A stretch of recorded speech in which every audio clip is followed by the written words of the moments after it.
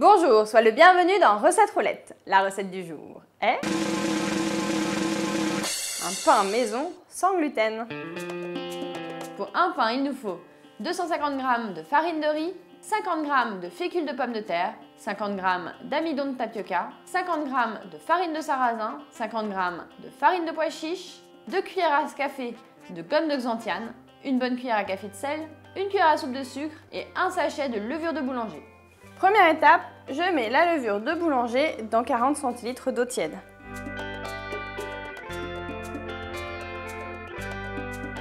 Je vais maintenant m'occuper des ingrédients secs. Alors farine de riz, farine de sarrasin, farine de pois chiche, gomme de xanthiane, tout ça c'est des mots un petit peu barbares, mais ce sont des ingrédients que l'on trouve très facilement en magasin bio. Si généralement tu essayes de cuisiner sans gluten, c'est là que tu trouveras le plus d'ingrédients pour t'aider à préparer des recettes comme celle-ci.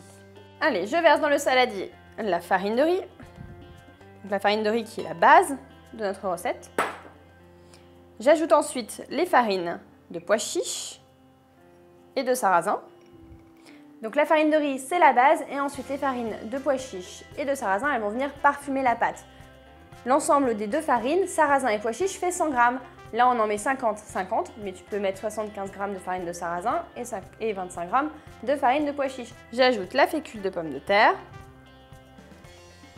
l'amidon de tapioca, et je mélange bien.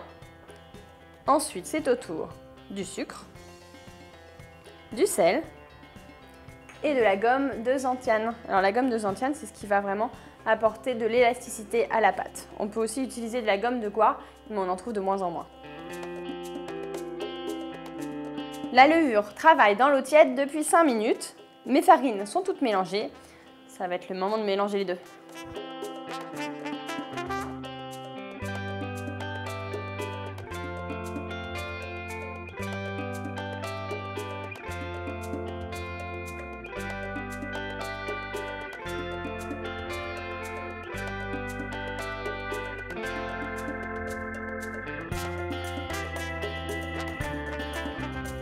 La pâte est relativement souple, c'est tout à fait normal, pas d'inquiétude.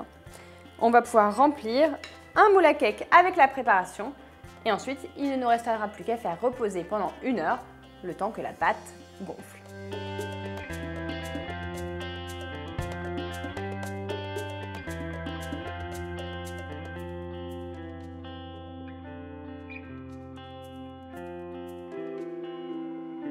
Pour que la pâte puisse doubler de volume, il faut qu'elle soit dans un endroit chaud, recouverte d'un torchon.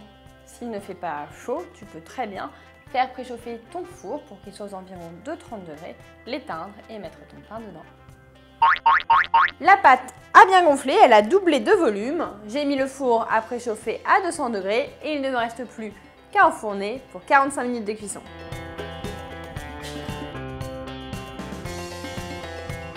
Le pain est prêt. Il se consomme très rapidement. Pour éviter qu'il ne sèche trop vite, tu peux le mettre dans un torchon et ensuite dans un sac en plastique. Ce sera l'idéal. Si tu veux une autre recette sans gluten, je te conseille de faire le gâteau au chocolat ici. Si tu as d'autres idées de recettes que tu aimerais voir sans gluten, tu me le dis dans les commentaires. Je crois que j'ai fait le tour.